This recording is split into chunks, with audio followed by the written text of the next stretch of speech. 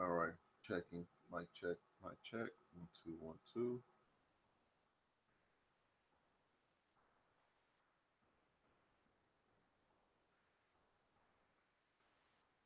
All right, my sounds are good. We are live.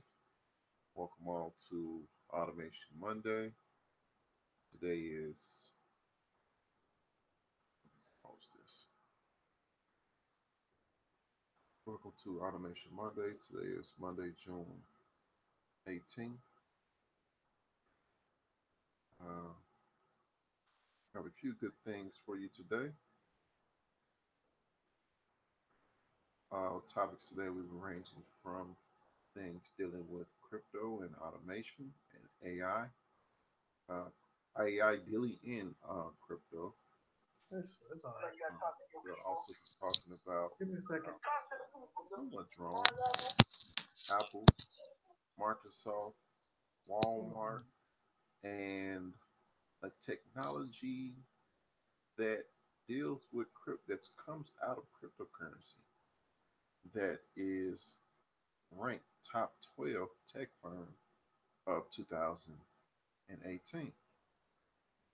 So we have another.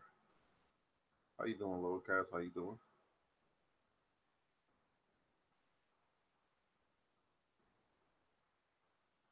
Are you there? All right. I think he's away from the mic right now. But we have and after our topics is in the description. I start putting them in the description for anyone that's looking at this video now or in the future. And you can click on everything that we're talking about and read it for yourself, read along. Um, and after the few topics that we have, we'll have an open discussion. I'm going to normally people come in a little bit late. Um, there's been a few things been talked about in the world of AI and automation over the past week since we last spoken. Of course, if you don't know, I think Netflix has a few shows. I think Westwood. I haven't seen them. I know Westwood has to do with automation. It's a recreation of the '60s movie. I think of Westwood's pretty good from what I hear. And uh, more stores are being talking about. More stores are started to talk about implementing AI and automation in their stores. So it's catching on gradually. It got some ways to go. Got a couple years to go, but right now it's just in the talking stages. What's going on, anti gravity? How you doing today? Hopefully you'll be able to hop on. I know you have some things to talk about in uh, artificial intelligence area. I have some questions myself. So with that said, go ahead and share my screen here. One moment.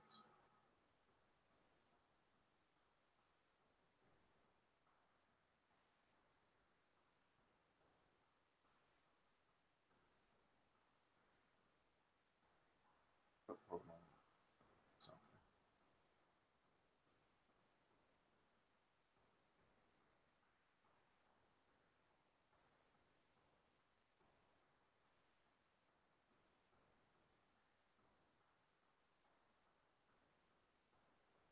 Okay, there we go.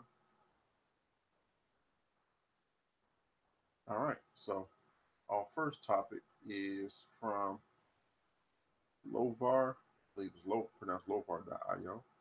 It's a cryptocurrency. It's in its ICO stages. It's an artificial intelligence investment platform, and I want to say we're not giving investment advice. We're just going over things here. About us, Lovar is a community involved blockchain based protocol that aims to provide an innovative platform for investing in artificial intelligence. We operate by employing a machine learning artificial intelligence system that trades on major exchanges to earn profit and reward low bar investors. Currently, we offer four overreaching investment solutions, including term deposits, sell over time, internal exchanges, and external exchanges. All right, what's going on, Ulysses? How you doing today? Lionel, good evening. Lowcast, good evening. Did you? This is this the the platform that you sent through email earlier? Yeah, yeah. Yeah. Okay, How did you get a chance to look at it? just briefly. That's why I was looking at. Say, okay, this must be the one that he had sent through. Yeah, yeah. I had saw the video. Okay, Um, I just jumped in, man. Can you kind of catch me up on with this? Because I was really interested in this one. I knew it was going to be talked about tonight. So I just started reading about it. When I think you probably heard me talk about the about us part. I just started reading about it. yeah. Okay. So normally what I do is wait a couple of minutes for people to straggle on in, Okay, gotcha. Okay, and then start everything else. cool. Um, Key features. I'm going to read the key features. Artificial intelligence, low bar AI, sophisticated artificial intelligence trading system that uses deep mind technology and machine learning algorithms to generate profit, monitor the performance of low bar AI on AI analytics, tablet dashboard. This is Ethereum ERC20 based token, which means it's built on the Ethereum blockchain. It's term Mm-hmm. deposits. Earn daily interest by placing your low bar tokens in a term deposit. Select short term or long term deposit and choose to earn simple or compound interest. Sell over time and exchanges. Trade your low bar tokens Mm-hmm. on multiple exchanges or select our sell over time feature to gradually sell your tokens and earn 25% more demand and return exchanges. Community involvement. Contribute to community decisions by taking part in low bar IO polls. Share your suggestions by submitting feedback from the contact tab of your dashboard. Security and security and anonymity. I think that shouldn't be complex. I'm gonna just Hold on, let me mute up. Let me mute real quick. okay. Oh, how you doing, Mike? How you doing today? I'm good, brother. Yourself? All right. And it says security and anonymity, encryption, DDoS protection, and two-factor authentication provide the highest level of security. Personal identification is not required, which means there's no know your customer law they inflict, and users will remain completely anonymous. So you said you put this you requested to put this on a docket, Mike. What stood out about this to you? Well, artificial intelligence and the blockchain, that's two major technological components that are game breaking right now, game changing right now. And to have both of these technologies paired on one platform, that's that's just something I haven't seen before. I haven't seen anybody else doing it. So I think this is something that could be taken advantage of in terms of the less knowledgeable people. So now they don't have to really feel so intimidated step into cryptocurrencies as well as trying to understand what blockchain technology does, especially over Ethereum. Okay. And I'm looking. It, this is the page once you sign into your account. This what it'll look like. And let's see here. Of course, it has arbitrage trading, which means it purchase say one token cheaply on one platform exchange and sell it on another exchange that's selling that same token at a higher rate. Deep cap, deep mind. Deep mind recognizes and accurately predicts chart patterns to make informed trading decisions. Okay. Now, one thing. Okay. I think this is how I guess the market will look like. One thing about this one is, did anybody have any comments about this part? No, man, I'm listening. I mean, I'm very intrigued by this. All right, one thing. Let's see. One thing I would say look out for.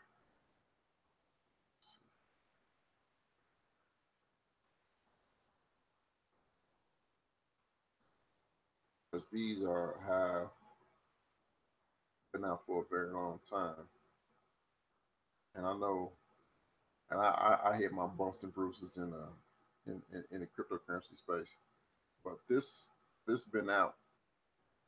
This when I was reading it, I've heard of this of platforms saying the same thing. Let's see here. I know this guy. He goes over. He invests in some of this stuff, but I heard him talking about AI trading. The AI is doing it. And I think it's this. I can't find out. Well, isn't that largely? And Mike, maybe you can chime in on this. I mean, isn't that what high volume trading on the stock market currently is? It's basically just high volume algorithm trading, right? You broke up a lot. What's up, folks? Oh, hey, Nagon, what's going on, brother? Nagon, what's going on? What's going on? I was going to say, Hey. who can reply? Well, I was just going to say, isn't that? You say to the. Go ahead. I was going to say, isn't high volume trading, right? The high volume trading that's currently going on in the stock market, that's all algorithm driven, if I'm not mistaken. So this kind of takes this kind of takes that plus crypto and kind of combines the two platforms together, but from how it sounds. Right, and it makes those decisions based on the volatility of the market, right? So if you wanted to sell because Bitcoin hit 250K, it would actually do all this for you and take all the guesswork out for for yourself, because it's going to make those decisions based on the intelligence that it does have. Yeah. Now I don't know what the engine is that they use. I know TensorFlow is an open source platform used for deep learning and artificial intelligence, which is what Google Duplex is based on. So if it's anything like that, then there's a possibility that this could be groundbreaking. Yeah, the only thing I say, I don't doubt their artificial intelligence trading. I've seen videos of major companies doing this, but my thing is, there have been platforms. I'm saying look out for this, but there have been platforms that promise this. That say our bot, our AI bot is doing the trading, but they can't show, some type of video or proof saying it's doing the trading. And the reason I say that is because when it says referrals up here, and you have a daily interest being paid, that daily interest is, to me, is popping up in my head. Okay, I've seen these platforms before.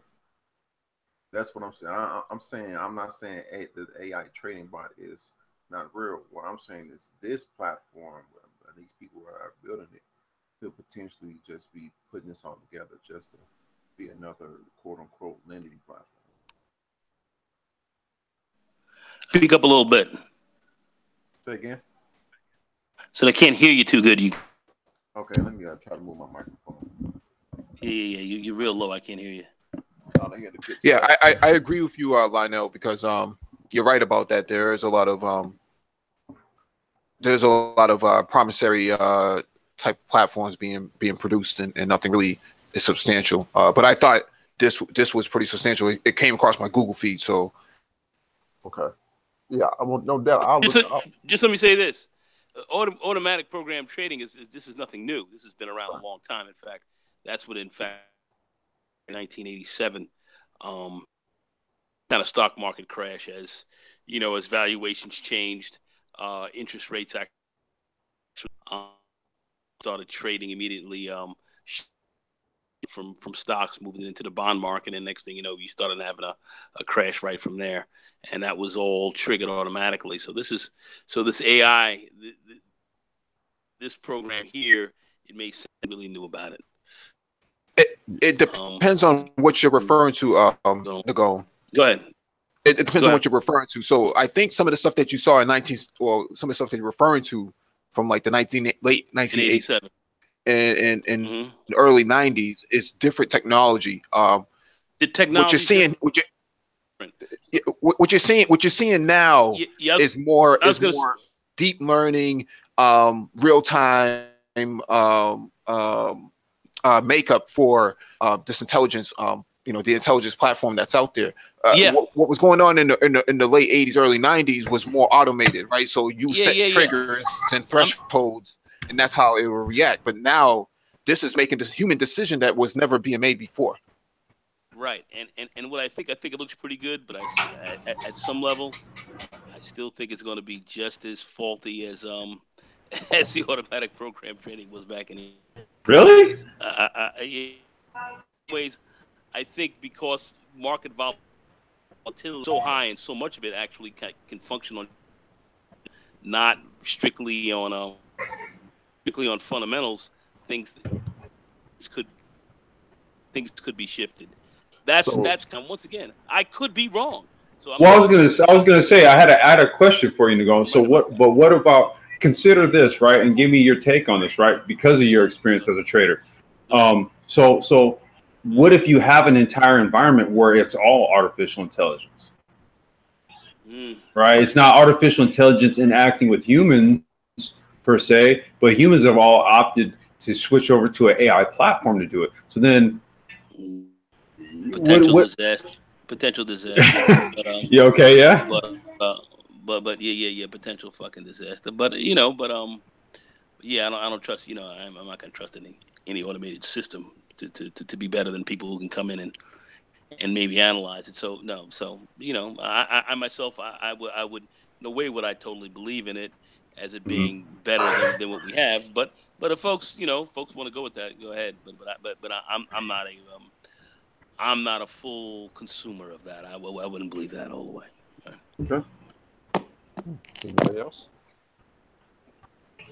No, I mean, I was gonna say I think I think maybe Mike. I might have heard Mike mention this, where he said this is more for say your shade tree trader, right? Somebody who really doesn't maybe know per se what they're doing, but like the idea of having like some AI bot do it for them, right? Somebody or something, right, that they perceive to be as more intelligent than them.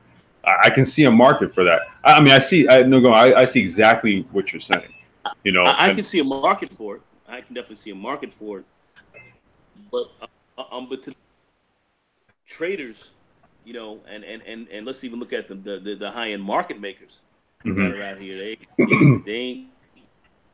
They're gonna make sure that they got a fail safe against that bullshit at some point in time. So I wouldn't trust it. But anyway, go ahead, guys. I might on it. I'm just saying I think there could be issues. But anyway, go ahead. If this was something that was like a Bloomberg system that you can sell to people individually, then I believe more. Yes, I think it can. And people tinker with it, with their risk level. Yeah. Now, I'm not saying that artificial intelligence and crypto is no good. I think it's going to be the future. What I'm saying is this Lovar.io, I'm questioning what they are trying to do, because when I see, I'm not saying they're in the ICFA, but when I see referrals and a percentage of a daily interest, I've saw that before in BitConnect. I've saw that before in Devore. I saw that in these other platforms that really don't, for the individual investor putting their individual money in, you're not going to make money. And the reason they have not the reason, but only way a person's going to make money in here if they refer a bunch of people, and you're going to get a percentage off their referrals, but they're going to lose a bunch of money. These how these things work. Artificial intelligence and crypto, yes. The revenue model is built on a, dare I say, a Ponzi scheme. But again, just like you said, Lionel, the idea of AI driven investment platform, right? Yeah, it's been around. The idea is good. It's good. Yeah, it's the way. It's definitely the future. It's definitely going to go that. It's definitely going that way. Having it 100% being AI traded without a trader or somebody else in there, a human mind working this thing. I would have some questions, but that's the way we're going. That's kind of how we're heading right now. So that's what I'd say about it. As a trader, we used to look at a lot of different things. Contemporary, it's a lot of funky live gangster type shit you could pull off. You know what I'm saying? When you're trading, that these bots and so forth, they ain't gonna be able to roll like that. They're not gonna be able to roll like that. So, any other comments? I do, but maybe it's for another discussion. I don't want to. Right. Now our next topic is, I know Mike and your complex is going to have a gasm over this. Mealworm robotics. I saw the video, and I should have pulled up an article. But what it is a, let's say a basic tank design that has multi-purposes. And from what I saw, they can use it to, you know what, Mike, you can. I saw it, and when I saw they're using people to get in and out of fight zone. They're using it as like a paramedic type of deal to get people out who have been injured. Using it for supplies. They're using it for all type of things, and it looks like it's all terrain. Right, and it also has artificial intelligence built into it. The purpose of it is for fire support as well as logistics support, and it can go, I think, something like 100 kilometers or something to that effect, in terms of range. How fast does it move? How fast does it move? I think it gets up to about maybe 40 to 60 miles an hour. I think the most recent one is something like 60 miles an hour by itself. Wow, that's fast. That's fast. And look at this. Yeah, it is strong because that's fast. Trucks. It's pulling these trucks out of ditches or just mud. What those electric motors are, very torquey, and I think Ulysses could probably speak to how torquey electric motors can get in terms of like 120 volts and 240 volts, and with the voltages and the amperages is. But yeah, this is something that I saw last week during a Defense Web exhibition, and I saw the work that it was doing on the battlefield, where it was just taking down soldiers or what was suspected to be soldiers or combatants in one full swoop without being touched, and got in and got out. Just that quick. Wow, sounds pretty dangerous. And you can't hear it because it doesn't have a gas motor. It just has an electric motor. Yeah, and electric is quiet. Yes. So it's moving stealth. So it's got a stealth aspect about it. Yeah, it's can't hit a son of a bitch. It's practically stealth, and if you have, let's say, a network of these type of devices on the field, these type of vehicles on the field, unmanned, you can command a battlefield without ever putting a soldier on the field. Swarm mode. If you look up, there's a video that was released maybe last week where they showed a fleet of autonomous boats that China was doing autonomous exercises with. You literally have to see this shit in order to believe it. It was like the boats were doing all of these different maneuvers, and it was all like the signals were coming through, wireless signals to these drone boats to do uniform and in unison. It was a sight, dude. It was amazing. I just posted a link to something else, but we'll touch on that after this because it's related to this. Okay. Yeah, and it for firefighter, it has firefighter capabilities. It can be used to help. Right. Hey guys, what's going on? That Right. makes sense. Hey, what's going on, Lil Cass? Hey, Lil here's a Cass, video. what's up? Hey, What's up, dude? family? What's up, What's up, bro? family? Hey, I just put in the chat. There's a video of a small experiment of a guy doing doing nanocopters, using them on the same type of swarm Hell range. yeah. Yep. And keep in mind, all So, this stuff is based off of simplicity, guys. This is not complicated technology. exactly. So Mm-hmm. those nanocopters are basically giving you a better view of the field, so that can help to control maybe the ground units to go in certain places and be more effective in that regard. Is that correct? Yeah, but let me give you a better example. I bet you get a bunch of those, right? And each one of them takes a simple snapshot before, after, let's say each one of them takes a simple snapshot and gives you a three-dimensional render of the landscape. Right. Things like that are happening. That's the world. Well, yeah, I think BAE was the one that actually developed that. It was the British that came out with the nanocopter. But what I was referring to with this Milrem robot is that you can command the battlefield with a network of these devices. But what's different from this robot and some of the stuff that you may have seen before is that these use artificial intelligence. So they're not. It's not like there's a. Yeah, then it's not like some guy is sitting behind a desk and he's Right. ultimately controlling it. These things doing it all on their own. And I've talked with Lionel about this, many times before, that artificial intelligence, whoever's operating or whoever's responsible for operating, the device, you go to a bank, you get denied a loan, and you complain to the bank, and you say, well, why am I being denied this loan? The bank officer or the loan officer basically says, well, I don't know. It's the AI. It's the computer, right? Everybody just blames the AI. Yeah. Well, that also, gives them, plausible deniability. They're not responsible. Pretty much.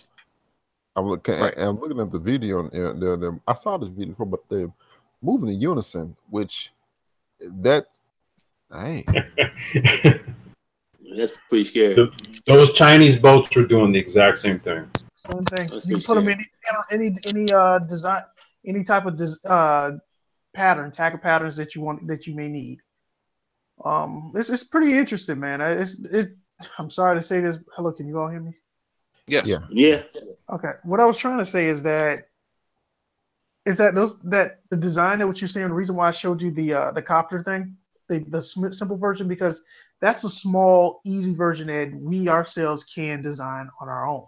Now, the AI type configuration that would probably need, I'm not sure exactly, because I have not really I haven't delved into AI the way I should, but I'm pretty sure it's not too much work. Well, let me just be quiet. I'm done.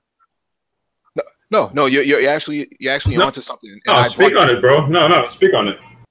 Speak on it, brother. What I was trying to say is that from what I understand about it is that you got to keep in mind that the AI system itself is running off of the swarm that is running off of like a node system. All right, not saying a computer node, but just a node system, some type of system that basically is arcing out the same commands to all the devices at the same time. But each one of the devices themselves may have a configuration, basically keep them from bumping each other. So they may have like a certain range length, a certain coordinate range that each one of them might fly in distance from each other, proximity from each other. You get what I'm saying? But the design, they can partly do the pre-pattern, but the thing is that the configuration itself, you can always have an AI system to basically follow those simple commands. And if something happens to one device on it, then they'll remaneuver themselves and space themselves out further. You kind of get what I'm saying? They may change their proximity, but they'll still keep the same type of formation. Am I making sense to you all? Yeah, absolutely. And I'm there's the part of the video right here.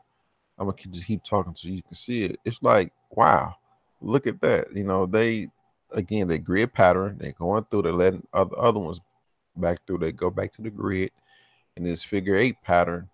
If you look at down here, that's pretty impressive in my opinion.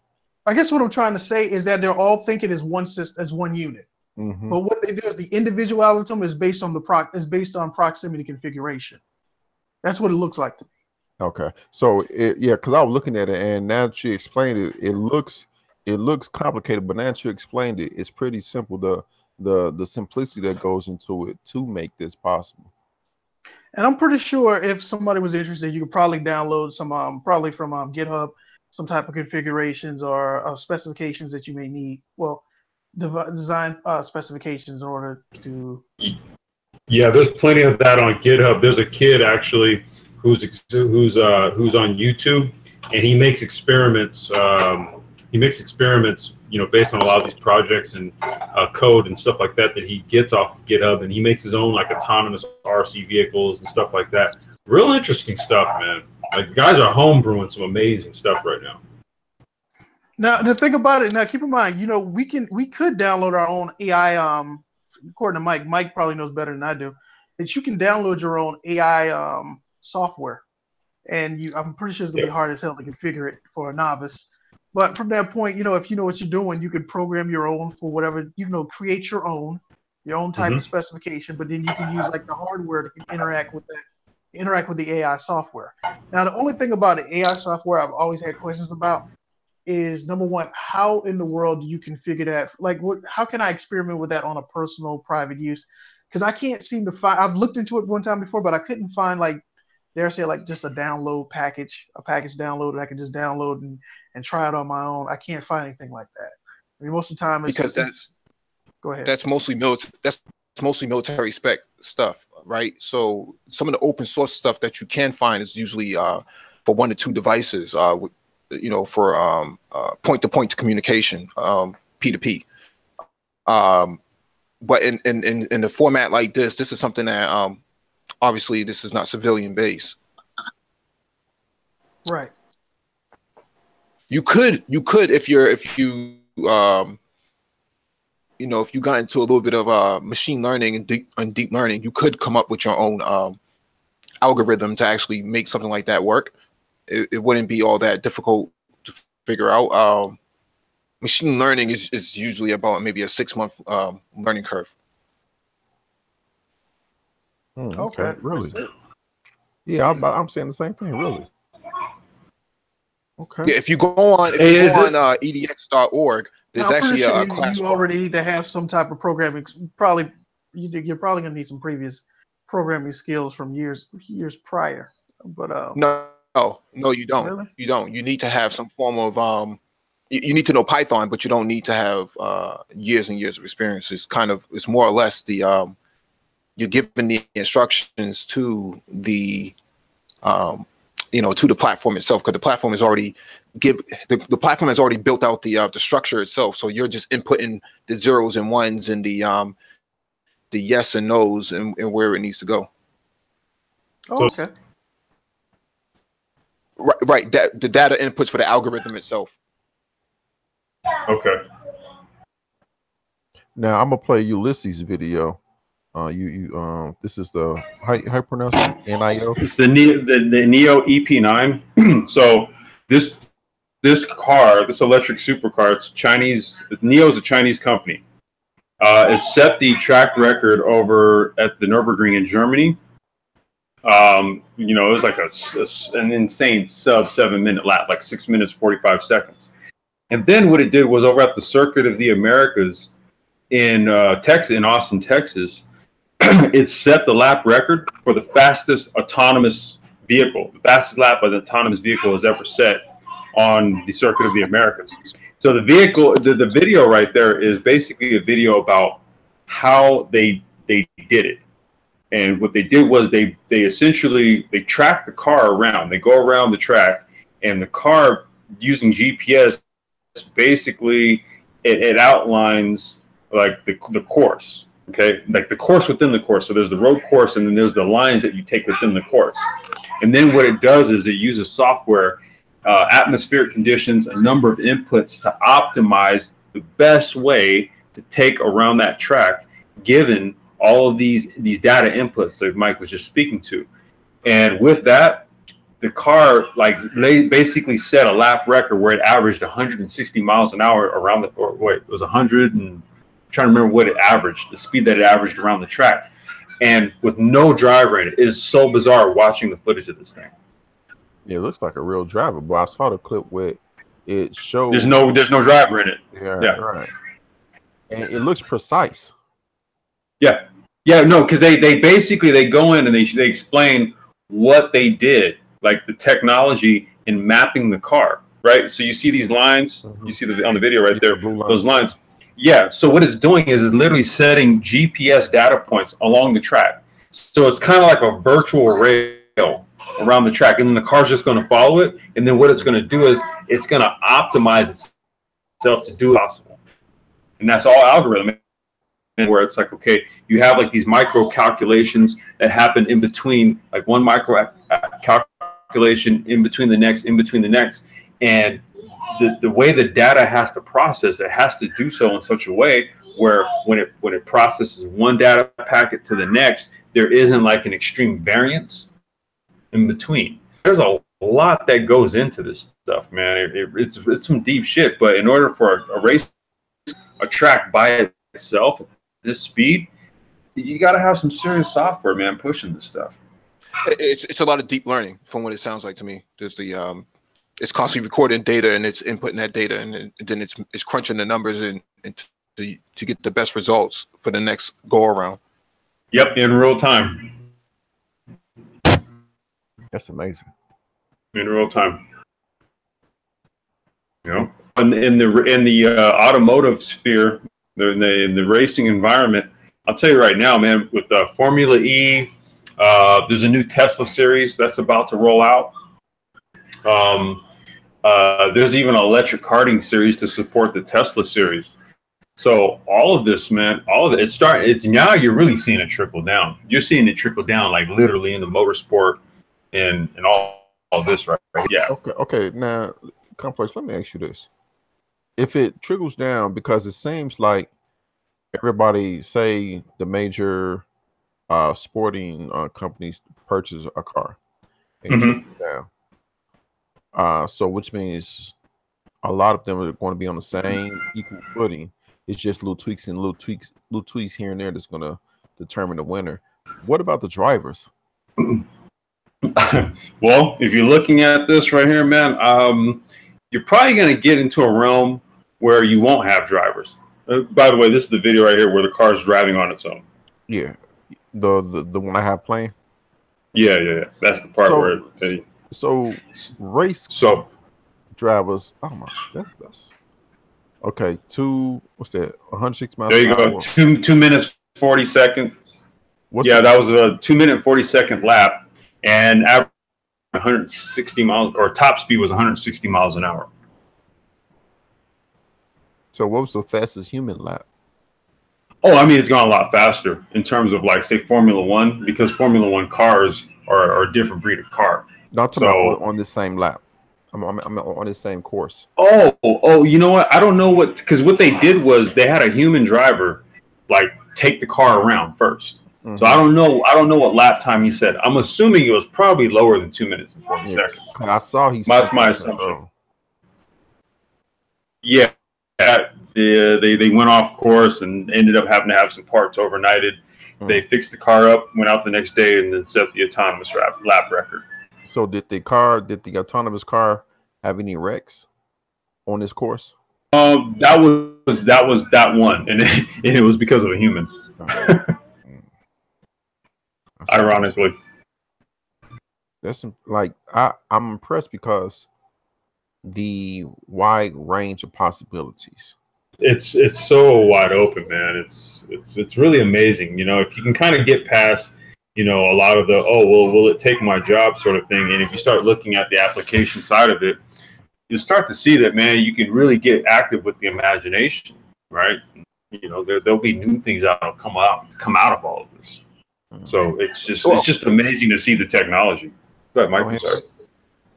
No, I was just going to say that there's a movie with Will Smith called Focus, where he had to steal the race car software from Ferrari or whatever company it was, and tried to sell it on the black market to everybody else. Whoa, what was this? It came out that movie's a couple years old. Really? Yeah. Okay, I'm late then. Shit. I don't think it had a lot of advertisement to it. No, it's a I very, never heard of it. I never heard of this. it's on Netflix. It's on Netflix. Yeah, it's about what, 3 years, at least 3 years old. Yeah. This is before Suicide Squad, I think. But what I was going to say was that I think with racing, just like the movie Focus, I think you're going to see a lot of people trying to, a lot of companies or car teams start to hack each other, for disruption of software, right? So now service attacks against cars and things of that nature, and you can't really prove where it's coming from if it's done correctly. Just get an upper hand. Right. Yeah. I mean, you know what? I'm curious to know. All this activities that have taken place in Formula E this season have something to do with that. That's interesting. The movie came out February 2015. Okay, I'm gonna check that out. Yeah, it's Netflix. Yeah, that's and what you just said, Mike. A lot of it may come to a point where, well, I ain't gonna say may, but it could come to a point where other racing teams will hack other racing teams, and now you need a human behind the wheel just to protect yourself against that, give yourself a better opportunity to win. So the irony in it is good.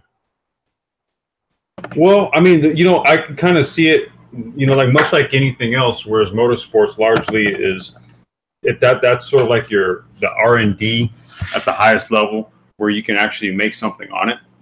But then ultimately the technology from that R&D is trickled down into the production vehicles, right?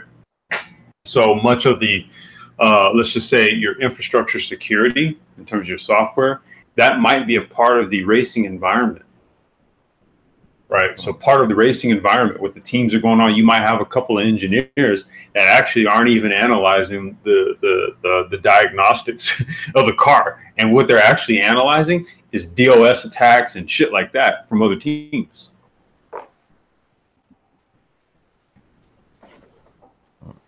Well, any other comments before we move on to our next topic? No. That was like I said, that was just a follow up on the Milram video. Okay. All right, next we got Apple, everybody's favorite computer company or software company. All right, this is from Engadget.com. Writer is Rob Lefebvre.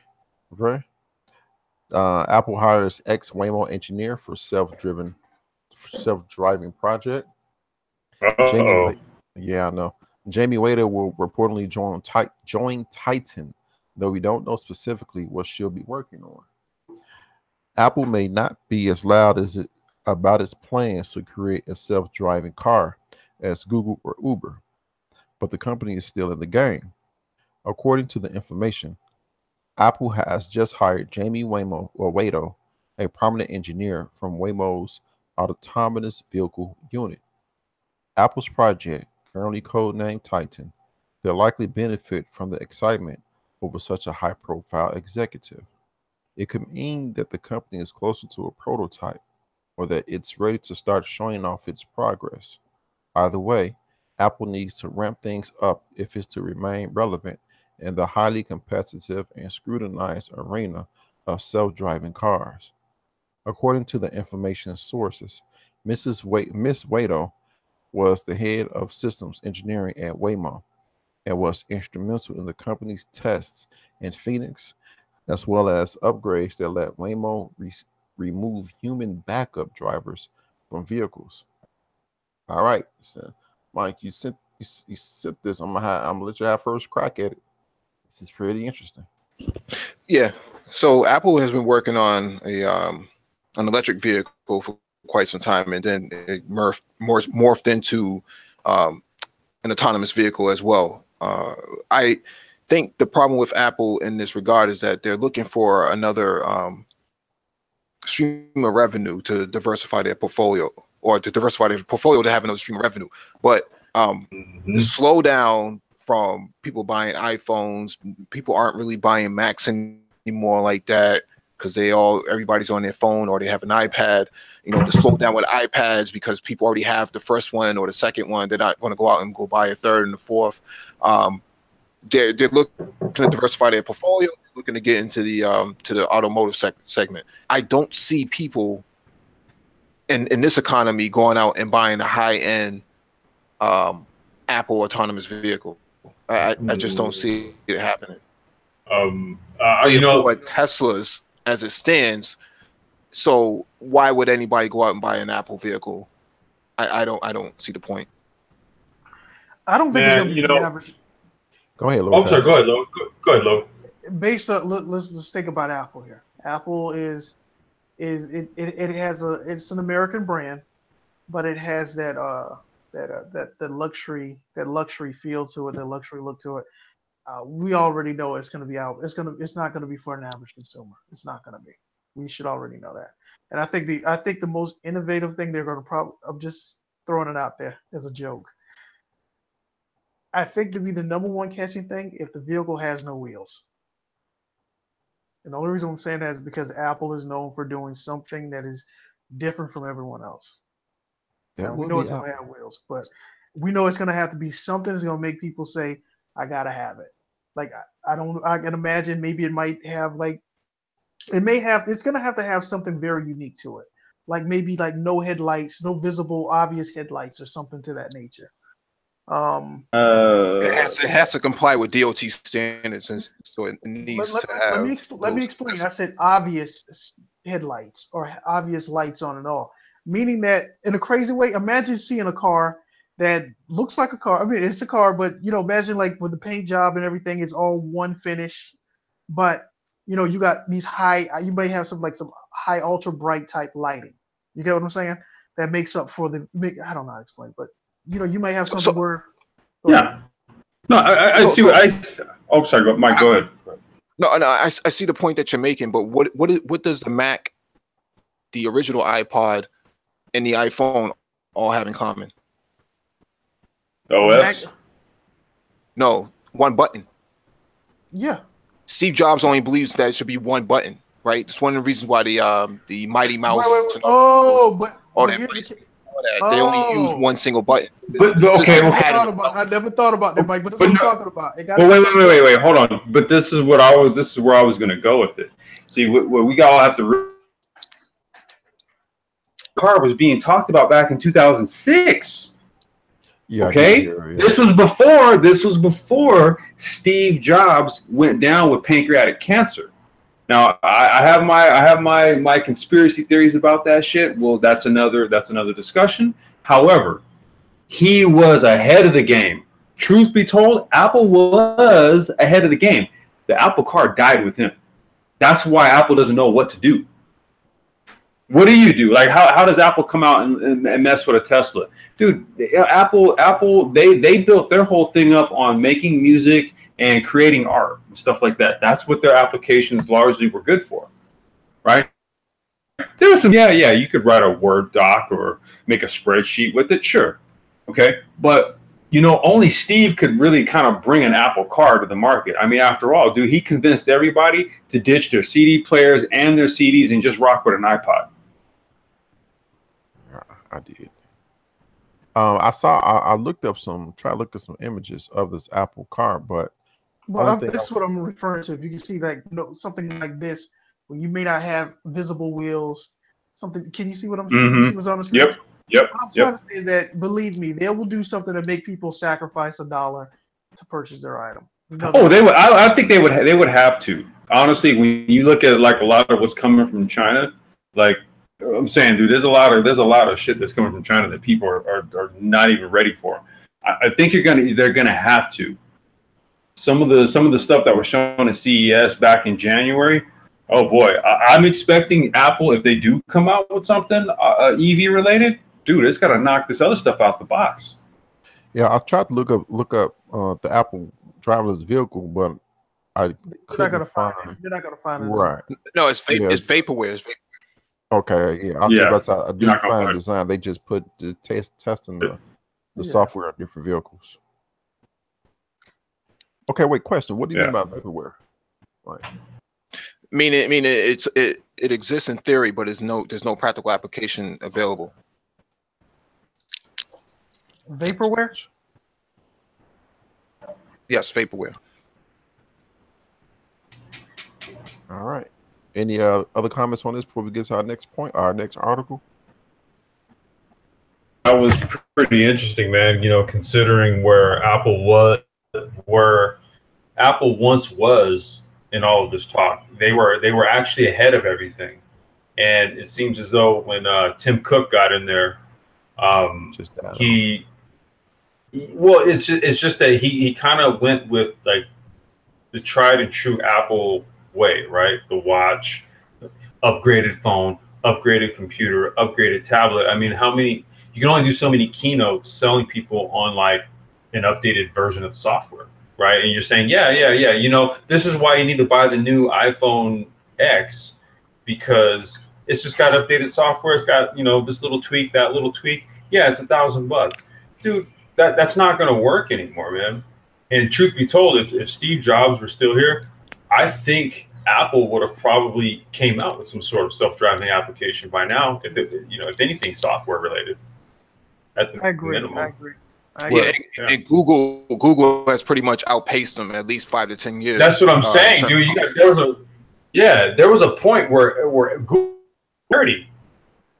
There was a point where they were at parity. When you look at it, it's just, I said there was a point where Google and Apple were at parity.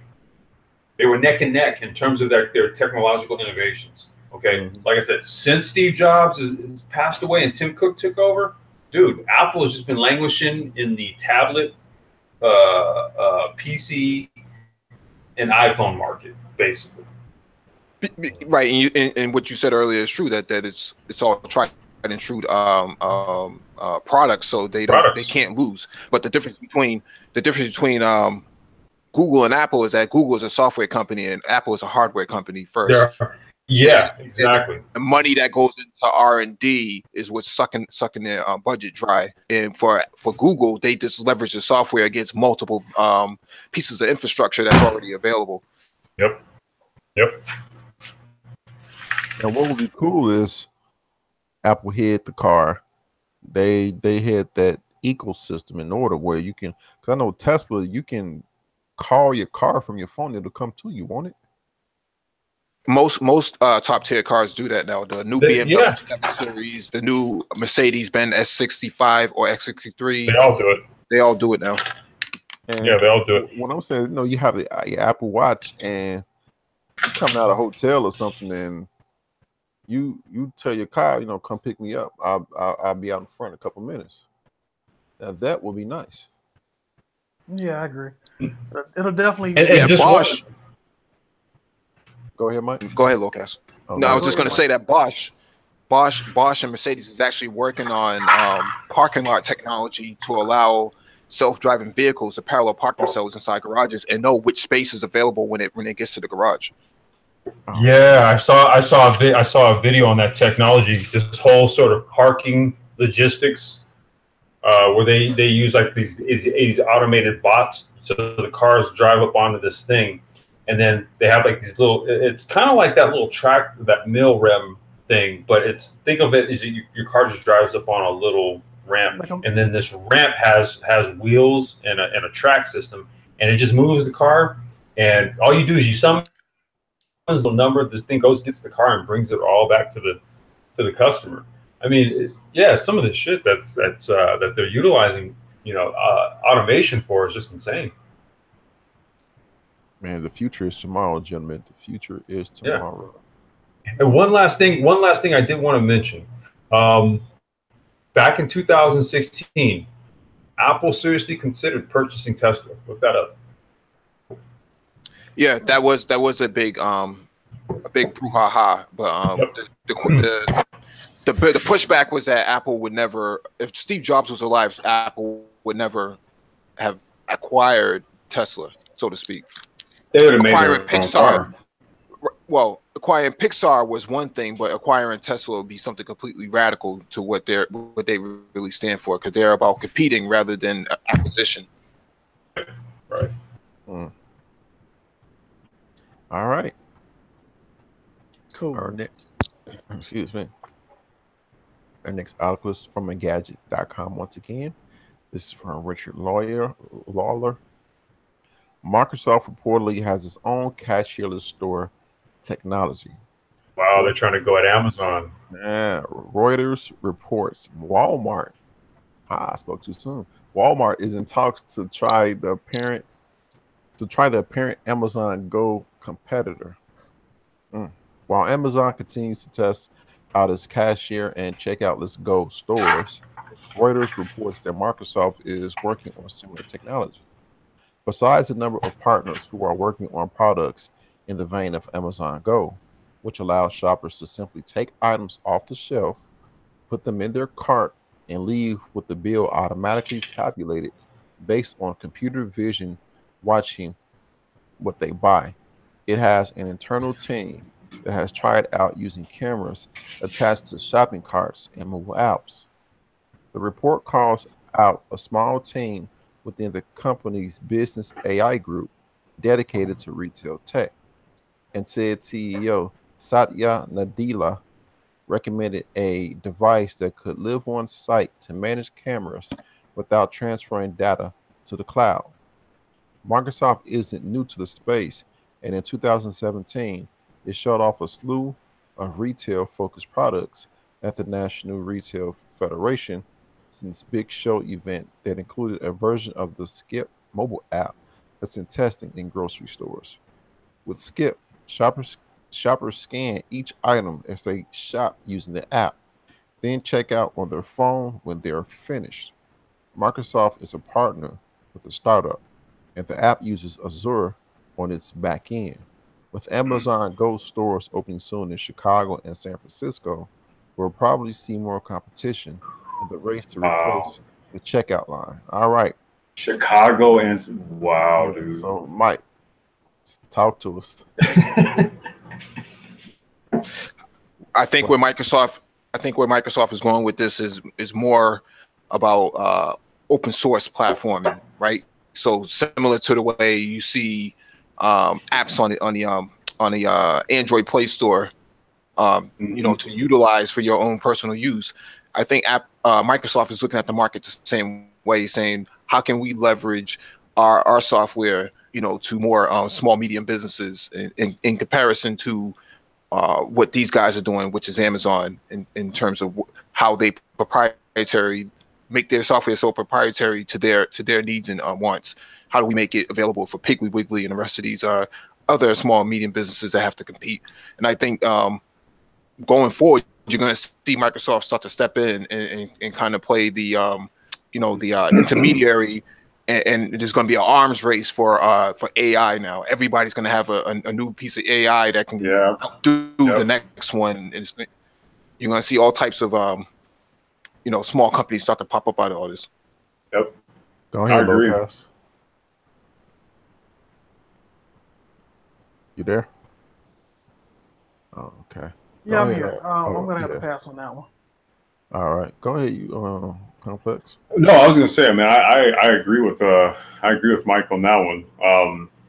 You know, Amazon has the jump on the cashierless store platform, right? They already have a functioning Amazon Go store already in play in Seattle. So, you know, this doesn't surprise me that Microsoft is throwing their hat into the ring. It does surprise me from what Mike was saying that Microsoft's taking a bit of an open source approach to it, until they as far as the back end architecture on it. But if that's what they feel as though they need to do in order to be competitive, then game on, I guess. But none of this surprises me. You know, what actually surprised me was that, to hear that this now they have one opening up in Chicago. Do you know where, Lionel? No, this is my first time hearing. Have you heard about that one yet? Okay. Yeah, I heard about have you heard months ago? I can't remember where, but the testing in Chicago. No, in Chicago. No, Amazon Go is being tested in Seattle. They already. No, I know it's being tested in Seattle, but in that article it says that they're going to also be opening up in Chicago and Frisco too. But I haven't heard. This is my first time hearing But about it. you heard about it. Okay, gotcha. When I really heard about it, I don't think I remember that it had something to do with California was the testing ground. Okay, that's gonna be that's Frisco. I'm just hearing about Chicago. Yeah, that was new to me. I was like, damn, because I just found out too that the Boring Company is going to be doing some tunneling in Chicago. Did you hear about that too? No. Bowling or boring? The Boring Company, Elon Musk, his boring that tunneling company that he has, where dude, right now they're digging tunnels all under LA, and they're going to be doing these high speed underground railway systems, right? So they just the city of Chicago just approved for Boring to get started in Chicago. Okay, underground. What systems? It's called. Look up Boring Company Chicago. Okay, you know what? BORING. Let me see. You know where that's coming from, right? Elon Musk's Boring Company could be worth $16 billion after Chicago. O'Hare's tunneling, I guess tunneling thing. Yep. Go ahead, Mike. No, I was just going to say that this helps out Elon Musk from getting civil contracts from the federal government. Yep. So typically, what would have happened is it would have went up for bid to some Irish or Italian construction company, and they would take advantage of it. But now that he's coming in, he's shaking up the field, and he gets the contract on a lot of this stuff. They don't have the tech, man. Those guys don't have they don't have the tech to do what he's doing, man. So he's going to build high-speed railways. That's what the Boring Company does, dude. That thing is a tunneling. It's a tunneling technology. But you know what? This tunneling concept is not new. It's not new. I mean, it's not new. The tunneling concept's not new. It's what they're doing with the tunneling. Wait. Let me guess. I guarantee we'll find the articles by next week. Let me guess. It's boring the tunnels and it's also doing the finishing work at the same time. I bet you that's what it's doing. Of course. Wait, repeat that.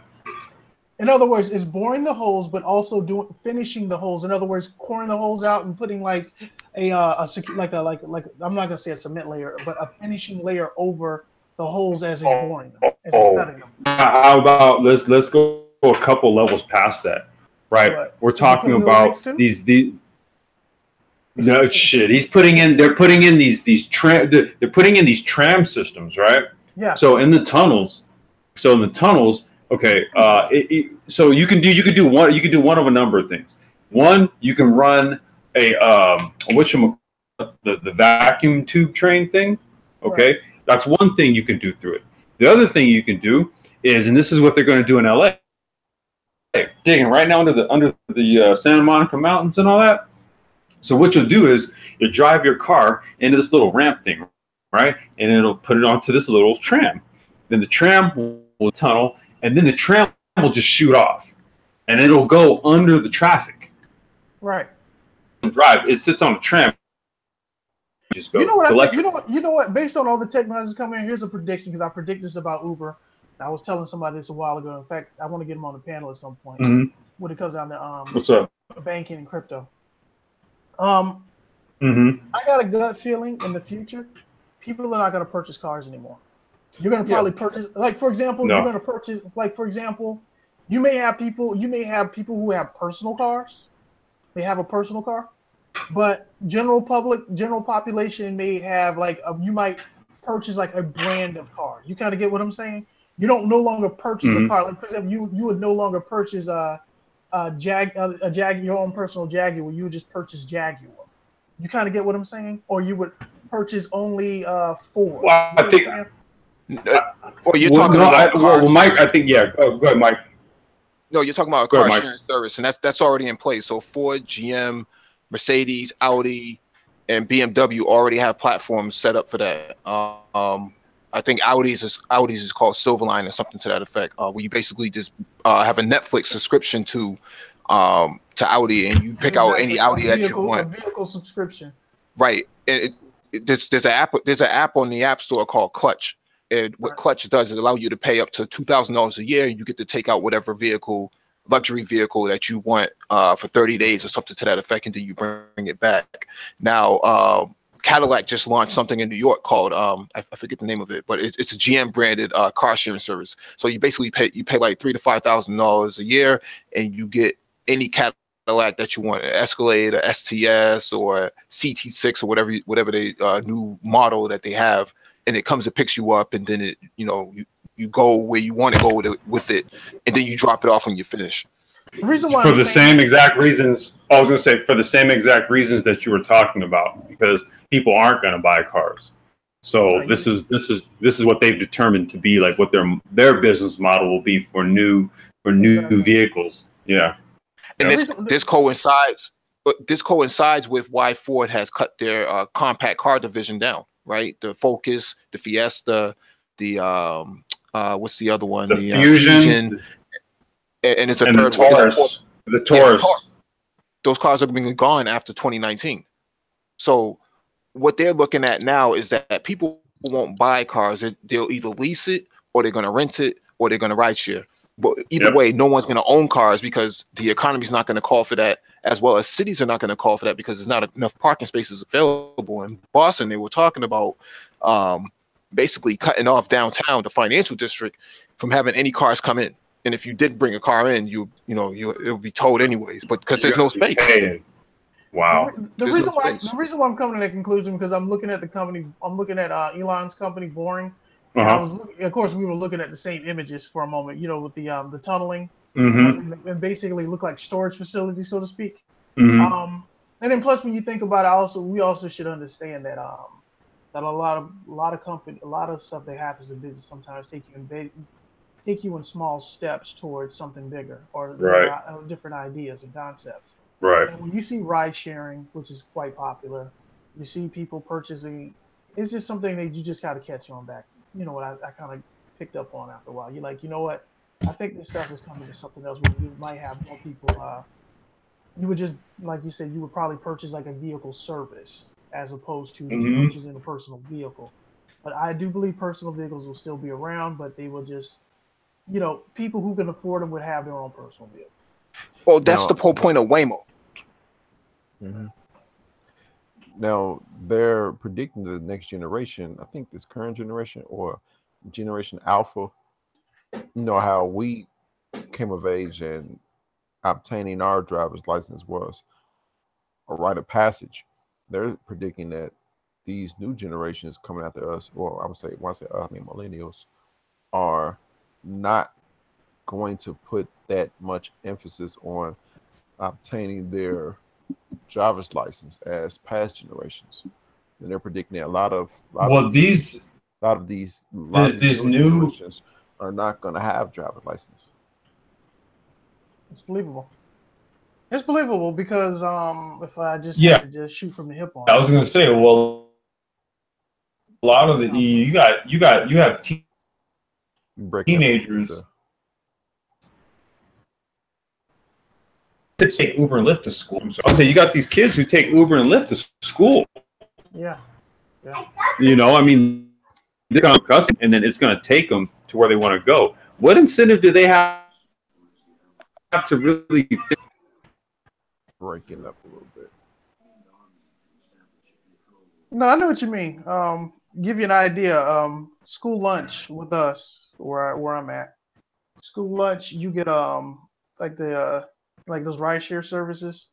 They show up bringing food to students. Students order food and they go down to the. Get out of here. I'm serious. They go down to the bus and pick up the lunch from from whatever rideshare service that they order from. I'm making this up. You serious? Dead serious. It is quite common. Get out of it. That's crazy. Wait, what? Right. What? What? like for example, you order lunch, right? What is like Uber Eats and stuff like that? Like the kids. Yeah. Once upon a time when we were growing up, we know we could leave campus for lunch, right? They don't do that. Chicago. They don't do that anymore. Now what they do is they go on their phones, they order their lunch from wherever place is local, Yeah. and they deliver it to they drop it off. They deliver it to them at the To school. at the bus loops. Yeah, at the school bus loop. In other words, imagine What? when we would get off at the bus, right? Imagine at lunchtime you have vehicles that come in and the kids pick up their lunches. And high school, wow, dude. In high school, they order pizza and they walk back in the cafeteria with 2 or 3 of their friends with a pizza. Oh God! They got McDonald's comes. Somebody order Uber Eats and like 2 or 3 of them orders kept their McDonald's orders. I'm not making this up, man. Not making it up. No. Because look, I'm laughing because I'm sitting there like, okay, look, if we apply that same line of logic, right? Why would they want to learn ever how to cook? Right? Why would you ever want to learn how to drive if all I have to do is hit a button and the ride comes? Apple's also is working on an automated kitchen chef. Bro, I saw. You know what? Young Grizzly sent me some stuff on Facebook, bro. I was flipping, dude. He literally sent me this thing. It's literally a robot, dude. It was like literally like sprinkling basil onto the dish, and I was like, "Holy shit, dude! Really? Yeah, they have an automated chef." Kitchen, yeah, you can literally put it up over your oven, and the arms just move back and forth over this rack, and it picks. It's insane. Now imagine for those who have the money, you can download your favorite type of cooking chef. Oh. I'm not making this up, dude. I'm not making this up, dude. So it's like the recipes, bro. Guys, don't get it twisted. We may actually be able to live our personalities into the future. Our bodies may die, but our personalities may still be around. That's a very real reality. Hey, Mike. Hey, did you ever visit that restaurant in Boston? Yes, no, maybe so. I did not, but my girl did, and she said she wasn't all that impressed by it, but it was still interesting. Wait, hold on. I was just wondering. Did you just say? What's up, Nigo? Oh, I was just wondering. Robots like that. What about if you start making them like female robots that could function and actually replace a female? You think that'll be possible? It's already here. What you talking about? Sorry. Yeah. I ain't talking about that rubber shit. He's talking about a big booty robot that can get in there and cook up some catfish. Cold swaggering where you can just roll up and just go ahead. Smack on a robot ass. Let's give it 20 more years after things have got a little bit more perfected. Once it gets perfected and becomes more of a luxury item where you can customize stuff, it'll be here. Oh man. Okay. And you would probably just call it your robot companion. You would probably just call it your robot companion, and you could probably purchase different type of sleeves that you want to slide the robot into. You know how you buy your cell phone. You buy your iPhone, right? And you put the case on it. Right. Imagine that you buy your companion and you can put her in different what? Slide the case that I'm just shooting from the hip. I have a prediction. Just slide on the case that you want. Like an Italian, and then you go from that to you slide on the synthetic body you want them to have. Yes. I predict that personal trainers will have a great job opportunities in the future. Because from what you said, download your own personal chef, like the style of cooking, and it cooks like that. I predict that personal trainers' jobs will be secure in the future if they leverage these platforms right. If they leverage this technology right, like we're joking, we're halfway joking, we're kind of coming, we're letting our imaginations run a little bit, but usually it's your imagination that kind of gives you the idea for something, right? You're right, complex. You know what I mean? It's like we're sitting here joking, but real talk, like okay, right, this real stuff. Yeah. Let's think about when we were younger. Let's think about the video game console back when it first started. And look what it's become now. Yep. Somebody, I think somebody's echoing. No, I'm sorry. Okay. No. I mean, but now the system is pretty much perfected now. So Yeah. No, absolutely. What you got going on over there, Lionel? I'm looking at electric cars will come of age in 2018, and I was just playing it in case people was talking. I just playing the video, but Okay. yeah, this Elon Musk Boring Company, you know, and Yeah, man. I read God, well, you know that Chicago needs some trains. Man, look. God, we still using trains from the 60s and 70s. Man, look, I was there when they redid. Remember back in 2014 they redid The the red line. L. They did, yeah, they redid. And so I was catching the green line, man, up on the that The shit elevated. runs elevated. Yeah. Man, and after a while I got used to it, but it's Scary. scared the shit out of me. Yeah, Man. Oh my God. I know. It's scary because you think you're gonna fall over. Yeah. That's pretty typical that trains rent, trains like that, streetcars will run for like 30 years. That's typical lifespan. No. If you look at old movies in Chicago, it's still the same trains. Like from the 60s, like the one old movie is Cooley High. Oh man. Yeah, the same trains they showed in that, and the same trains you still Same trains, man. literally same trains. Only thing that changed, maybe they put some new seats in, but same trains. Yeah, they modernized it. wait. And this back in Walmart patent. '67. Yeah. This is our next topic. Holy shit. Any last No, you go right on ahead with this one, man. What the hell? What? I don't think I like this new planet. What's that? This is from ccn.com. It's blockchain news. Walmart patent envisions Bitcoin powered electrical grid. All right, retail giant Walmart has won a patent for an on-demand electrical grid that will be powered by Bitcoin or another cryptocurrency. Let me finish. I'm sorry, man. I'm sorry. Okay. The system outlined in the patent. Okay, now whoever's no, I'm not gonna say. I'm not gonna do that. The system outlined in a patent awarded by the U.S. Patent and Trademark Office on Thursday is designed to help organizations better manage the energy usage of individual electrical devices. Walmart first applied for the patent in December 2017. According to the patent, residential homes or even large multi-site organizations could use a blockchain or another type of distributed ledger to build a network of energy consuming devices. They could then assign each device to set amount. They could then assign each device to set amount of Bitcoin or another cryptocurrency, which could use to purchase energy from the utility provider over a set billing period, such as 1 month. Each unit cryptocurrency may represent a unit or a portion of a unit of energy. The patent said, adding that the cryptocurrency may be a Bitcoin, an altcoin, or a derivative of a Bitcoin or any other currency.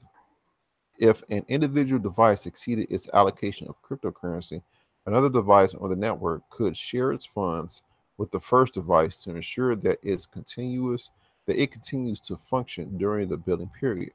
However, these transactions, which would be recorded on a distributed ledger, will also demonstrate to device owners that a particular device is consuming more energy than it should.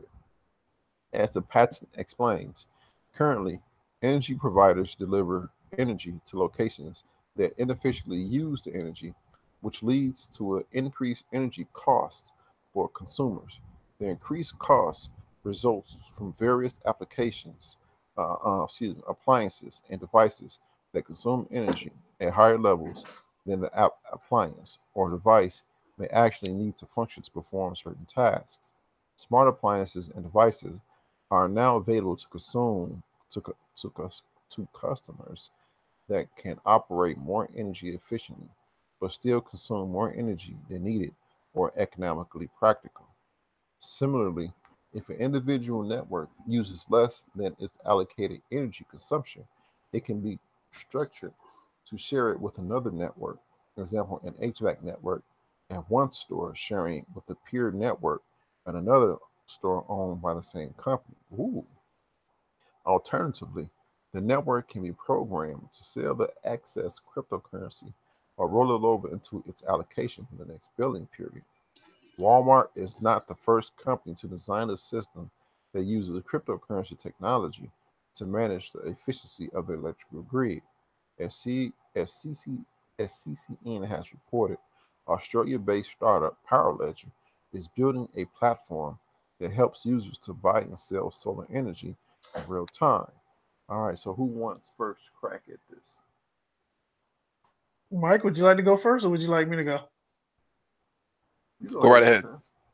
Prediction based on the language itself. I see three possibilities. One possibility is that cryptocurrency, maybe we're looking at cryptocurrency in the wrong direction. Maybe cryptocurrency will be the exchanges based on all types of utilities that you may need to do. So, for example, you might work, you can only afford so many Litecoins, hypothetically saying power coins, so many for fuel coins, so many for vehicle coins. You got to be transportation coins, if you're catching my drift. Maybe we're not understanding crypto to its full potential.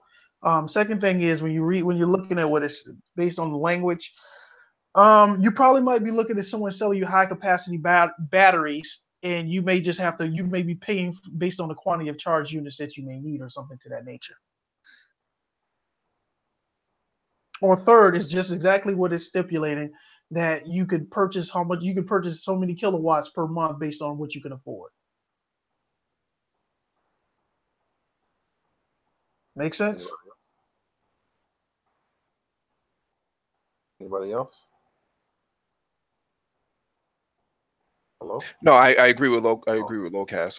I also think that well, at least not what I think, but what I've seen is that now they're starting to use cryptocurrencies in the judicial system for bail. So if you can't afford bail, you can actually use either Bitcoin, Litecoin, or Ethereum. Okay. For bail. You mean from jail? Yeah. Wait, hold on. Really? How long's that been going on? Right. I'm like, wait, what? Since it became valuable.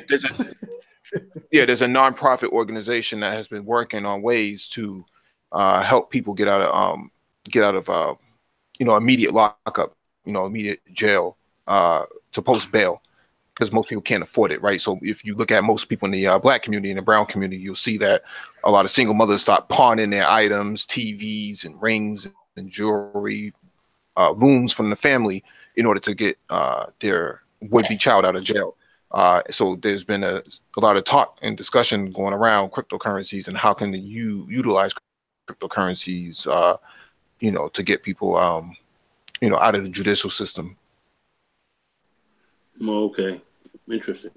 So, yeah. No, I was just actually brought that up because Lowcast was saying maybe we don't understand the full extent of cryptocurrencies, and I was saying that that's one of the ways that they're starting to look at it.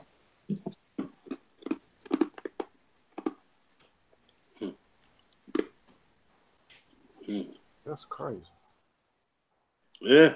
Well, any other comments on this Walmart controlling the electrical grid? I'm sorry, y'all. I ended up dropping off. Yeah. You missed the I'll catch it on the replay, man. But Walmart and blockchain is depressing enough. That shit's crazy. Now, what I would like to see us go back to the good old days. We know that's not going to happen. Wait. Good old days. Good old days meaning what? I hate to say it, man. Maybe the 90s wasn't so bad. Wait.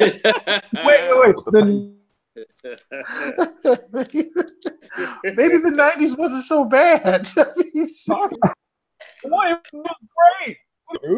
Everybody raves about the 90s. What'd you say? Everybody what? I mean, I said everybody raves about the 90s outside of the, Clinton non-violent drug offense push against the 90s. But outside of that, I mean, in those Clinton years, wasn't it? Yeah. Well, 92 to 96, right? No. Yeah. of shit. No. Maybe even into If that's what they mean by Okay. if that's what they mean by make America great again, I'm on board. Back to the 90s. Man, they're going to be documentaries in the future talking about how the 90s was the last decade before the technological revolution. it was. Yeah. Where And We can start back 10 years before to 19. not be connected to the internet. say what now? We can start back 10 years from 1999. We can go back to 89 to start all over again, man. But one thing I will say is that I would like to see Walmart adopt the in-store, purchase with your cell phone type technology where you can just use your phone as a bar scanner and just walk out with small items. They are. That would be great. I think that would be very efficient for the long lines at Walmart. Let's just be real. Walmart lines are ridiculous. Yeah, that's what we just talked about. We actually don't have a Walmart in our city. Well, lucky you. You really? Yeah, the government blocked Walmart from coming in so it doesn't displace any of the small businesses, the bodegas and whatnot. Okay, because it will. It will. I saw a article. No, they're not coming in. They're legally blocked. Can't come in. I saw an article where it said after the Amazon Go store, Walmart is thinking about cashierless stores. Well, they're already working on it. I mean, in my area, it's almost there. You got more of the checkout lines are self-service. Mm-hmm. Now, one thing about this article, it said an HVAC network at one store sharing a peer network at another store owned by the same company. So I'm thinking about how Walmart will be sharing power to other Walmarts throughout, the city, the county, the state, the country. You understand what I'm saying? Whoa. Keep in mind, you're already on the smart grid. Yeah. The only thing you need to do is have your power company. Let's, like I said, punch in how many kilowatts or gigawatts you need for the month, and you can just reroute it based from place to place. You can turn off your lights anytime you want to by just calling your power company. And turn them right back on in a couple of minutes. It's just a phone call. It's just that easy now. Now the part go ahead. Load. No. Go ahead. The only thing that baffled me for a while was how they were able to accomplish it. I was like, are they using like cellular modules on the back of the on the meters themselves, or were they actually transmitting the signal through the same data? Were they transmitting data through those same high voltage lines? Then there's other senses that say alternatively, the network can be programmed to sell the access cryptocurrency or roll it over to selling that. You know what that's telling me? You know what that's really telling us? Go ahead. It's telling us we're approaching an energy crisis. We're gonna have an energy crisis in the country. It's predictable. They're predicting some sort of energy crisis where you may have Lord. Go ahead. I was gonna say if that's the case, it's largely manufactured. All right. When you look at crude right now, it's a surplus on the markets. And then you have all of your automotive manufacturers. I mean, you even have shipping fleets. They're starting to deploy like literally electric powered boats, right? Electric powered barges, electric powered shipping containers, things like this. So what you really do, you have a surplus. I was on a previous we were on a previous hangout. I guess we were talking about this, where you have a surplus in crude, but you also have a surge in gas prices here. See, so that in and of itself is diametrically opposed, right? And that kind of gives some sort of indication as to some sort of manipulation in the markets. Well, keep in mind, gas prices have been artificially down for like the last 2 to 3 years anyway. Well, no, I mean, I would actually I would posit to say that they were right where they were at, and given that they've been going up recently, they're actually being manipulated because of the surplus. There's actually a crude surplus. Like crude usage has gone down, and it Okay. continues to go down. And as you have more electrical applications in terms of vehicles and stuff like that, when you have whole scale manufacturers, what Mike was talking about, 2020, or is it 2019 or 2020? Ford is like we're done completely with cars. You know, so what that shows is that shows a market downturn, right? So that means that, and then when you look at like a lot of the battery manufacturing that's going on in China, I mean, all the major automotive manufacturers are establishing plants. They're erecting plants over in China to get battery manufacturing ramped up. So we're seeing a shift in energy resource. You can even look at what renewable energies are selling for on the market. It's the most affordable unit of energy on the market. And as it becomes more abundant, more prevalent, it'll drive the cost of energy down cheaper. One of the things that's happening on the EV markets right now, the breaking point, the crescendo point where the EV market officially takes over, is when electricity for an electric vehicle comes down to $100 a kilowatt. Once it gets to that, it's currently at about 200, between 180 to 200. Once it gets to $100 a kilowatt, it's over for gas powered vehicles. It's over. Have you all, speaking of back to Tesla for a moment, have you all ever heard of a thing called a Tesla car kit by any chance? Anyone? Car kit. A Tesla No. car kit. A car Like kit. What's you could take like, let's say you could take like let's say our regular gas powered vehicles and convert them over. It's like a conversion kit to convert them into yes, battery yes, to because electrical there's a cars. company. I actually have the link somewhere. There's a company that actually does sell Tesla components, like bespoke, the motor drivetrain system, the whole unit. Those are you. You could literally bolt it into your car. The batteries, the controller, all of that. Yeah. Yeah, See, I I heard of heard that. something like that before. Yeah. There's a company that's selling that stuff. Now that you mention it, yeah. I have the link somewhere. I'm looking at it now, but I'm not looking at it specific. I'm just looking at it. I Google it and I'm just looking through it. Mm-hmm. Yeah. All right. Any comments on this last article before we get to our last one? No. Nagon, were you trying to jump in, bro? No, I wasn't. I was just actually listening close. Okay. No, I wasn't. Okay. I'm trying to jump in. No. Okay. And this is again from ccn.com. This is another blockchain news. Firefox founders, blockchain-based Brave browser is number 12 top tech firm for 2018. On June 12th, the Wall Street Journal releases top companies to watch in 2018 list featuring innovative startups in the AI, blockchain, and cybersecurity sector. The list ranked Brave software, the blockchain-based browser created by Firefox and JavaScript creator Brendan Eich, at 12. Brave browser's progress.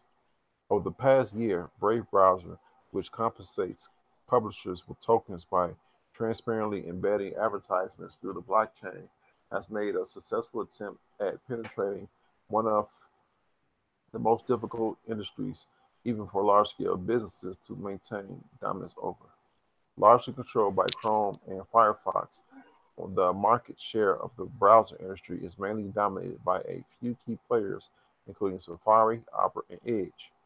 Last month, after securing a partnership with Dow Jones, the publisher of the Wall Street Journal, Brave secured a partnership with YouTube creators Bart Baker and Philip DeFranco to improve the adoption of the Brave browser among young users and popular creators. DeFranco, who has been one of the most influential and beloved YouTubers for many years with more than 6 million subscribers, said at the time, "I'm so excited to work with Brave and spread the word because in addition to being such a fantastic product that creates a cleaner, faster, and secure browsing experience, they are thinking about creators, their audience, and how to support both first. This is a fantastic opportunity for the creators looking to diversify and get the platform that makes it easier to go from creating as a hobby to creating and supporting yourself to building your very own business. As of as of May 2018, Brave had more than 2.2 million monthly active users, with the majority of users residing in the US and the EU. Given the rapid increase to its user base within a 12-month period, the Brave team stated that it is confident Brave browser can add millions of new active users by the end of 2018. More importantly, the Brave software team emphasized that the utilization of the Brave browser amongst publishers and creators has increased significantly. Already, more than 3,500 websites have become Brave verified. 10,400 YouTube creators and Twitch streamers have been verified with Brave, exposing 180 million YouTube subscribers to Brave. Recently, Wow. yeah, recently, I'll tell you more about it after I read this. Recently, Jeremy Stoppelman, the CEO of Yelp, the 3.37 billion revenue, 3.37 billion review platform, was seen using the Brave browser on last night's 60 Minutes special about Google. The usage of the Brave browser by public figures and well-recognized entrepreneurs is expected to improve the mainstream awareness of Brave in the upcoming months, with which will be crucial for the long-term growth of Brave. Other blockchain companies, blockchain software company, blockstream and cryptocurrency-based remittance app Abra also made to the list of Wall Street Journal's top technology companies, ranked at ranked at second and 13th respectively. After 37 million in funding and many months in development, Abra globally launched in March with support for over 20 cryptocurrencies and 50 fiat currencies. The global launch of Abra has and the increase in interest toward cryptocurrencies and remittance and payment methods likely led analysts to consider Abra as the emerging technology company. Now, I do have the Brave browser myself. I use it as my as as to look up cryptocurrency related stuff. And I know. Is that the brave.com? Is that where I can find? Is this where it's at? no, let me. No, it's I think it's Brave. You know what? Let me. I Yeah, forget. if you can you Yeah, shoot yeah. us the link?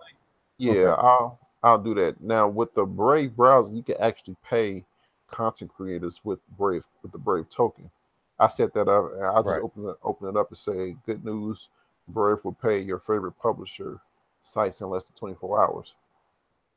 Hmm. So you can purchase the Brave token from an exchange and send it to your wallet that's on the Brave, okay? That's on the Brave browser. Let's see. And what I like about I gotta close this out. Uh, dismiss. What I like about it is blocks it blocks ads on YouTube unless the ads is embedded in the video. But those pre-roll ads on YouTube, it blocks that, Mhm. Okay, and it maybe that lets you, maybe that was the site that I was on. yeah, and it lets you know, how many ads were blocked, estimated time saved, and so forth and so forth. But let me go to. I'm gonna find a website that you can download. I think I had this for like good 5 months, maybe I want to Yeah. say. Yeah, it was a But brave.com, a browser with your interests at heart. Browse faster by blocking ads and trackers that violate your privacy and cost you time and money. Mozilla did this? no, the founder. Oh, okay. This is his own thing. Okay, but yeah, I see here. I see. Okay. Yeah, and it's a pretty good. Trying Oh, to look it up, but I don't want it's coming up. I like it. It's quick. It's simple. You have the option to pay. Okay, basic attention token. That's what it is. You buy these basic attention tokens. And you can pay whatever site that accepted or your content creator that accepted. You can oh, pay monthly, and they'll get it, and then they just cash out. So you can actually it's basicattentiontoken.org. That's where you download the browser okay. at. Yeah, it says here Brave Payments utilize the basic attention token for contributions to your favorite content creators. Coming soon, you'll be able to opt into a new blockchain based digital advertising system giving publishers a better deal and users a share of the ad revenue for their attention. Interesting. Yeah, and I'll just So that's not a good idea to do it like that. But yeah, I like it. I've been using it for a couple months now. I just use it, I How use does it it work? as a different. How does it work? It's straightforward. It's just I mean, does it crash on you or anything like that? oh no, it hasn't crashed on me yet. Oh, okay. Yeah, I like it. I use it. That's it right there. Fast. Yeah, I'm That, using it right that, now. was, that was it. That was it right there. Yeah, and it's supposed to be fast. So that's another thing. It's supposed to be really fast, and it tells you how long it took to get to the site because since they block ads and all, I it's like supposed that. I like that user interface, man. yeah, it's pretty quick. It's pretty Yeah, I like that. Yeah. Hmm. So let me go to let's say Ford.com. That's nice. I like that. Really supposed to be really fast. No, that's fast shit. And then it's say 4.2 seconds. And one thing about it is, say you got another tab open. If you hover your mouse over the tab, it'll give you this little quick look. But it doesn't switch over. No, it doesn't switch over. It'll give you, Right. It'll give you a quick look, just so saying, oh man, what was that? Okay. Blah blah Okay. blah. I have to try this, man. I have to download this. Yeah. So it's a basic attention token.org, I believe. Yeah, Now you said so basic attention token. So now that's going to be sort of like the well, go back to that. Let me check that out. It's a digital advertising? Yeah, this is their website. Introducing blockchain based digital. So is that is it kind of like maybe like an AdSense type of thing where it's for people who want to advertise and then there's okay. Oh, go ahead. Let me see. I think this is it. No, that's not it. What was it? Yeah, here you go. Tabs, payments. So I put some BAT token in here, and you can set how much to pay, how much of the BAT token to pay, how much BAT to take out of your account per month, and distribute that to different all the content that you okay. And you can either turn it on or turn it off. Shit. And it shows you how your percentage of the people you look at, or just different things. I haven't really got deep into it, but yeah, you can. I can pay. Say I'm looking at Can of Business, and I can pay you in BAT. And how to do that is, let me go back to YouTube. You simply say, bam, I'm on YouTube, this little thing right here, way at the top. If I hover say click to enable this publisher for payments. So you will click that. Now, I don't know how to do it for Pacific YouTubers, but you click that and this publisher is enabled for payments. That's it. Simple as that. Anti-grav, if you're listening out there, I don't know, man. I think we might need to like incorporate this. Yeah. Wow. I like it. Nice. Yeah, it's pretty sleek. The bookmark bar is not gaudy like the other browsers. Yeah, man, I like this browser. Looks nice. Wow. Yeah, so you just from the browser, huh? Straight from the browser, straight. Yeah, crypto from the browser. And you can pay your content creators and all. Hey guys, do any of you all use Flipboard by any chance? Flipboard? Yeah, the app Flipboard. What's that? It's like an RSS feed, but you can plug in all your social media.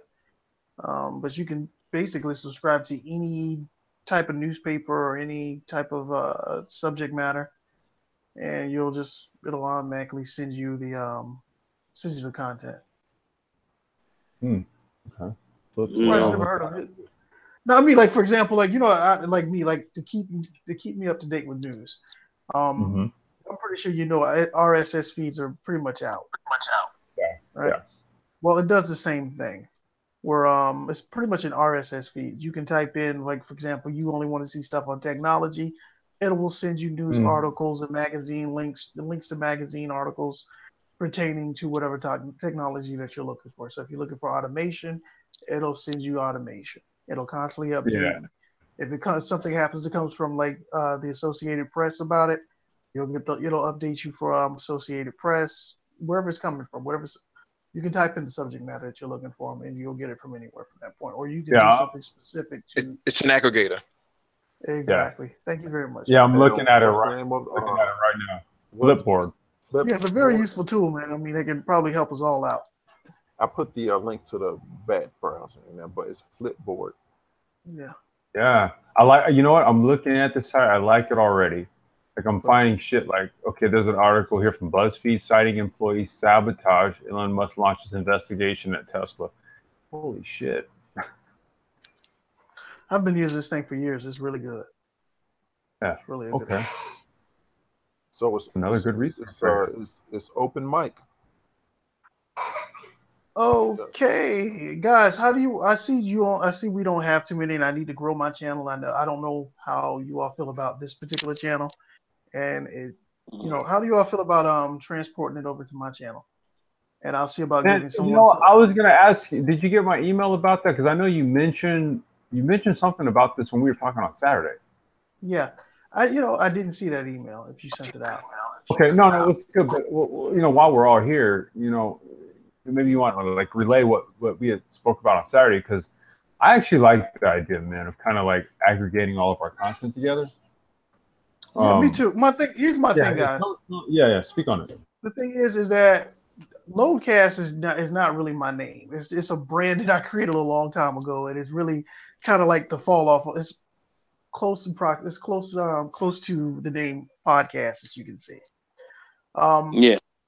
Thing is that I would like to just bring in some content so I don't have to constantly update the thing. You constantly have to, nowadays on YouTube, you got to compete. You know what I'm saying? And we're guys, and personally, if we, whatever it is that we're talking about, maybe we can all just kind of like grow a channel together if you all are interested. That actually makes a lot of sense.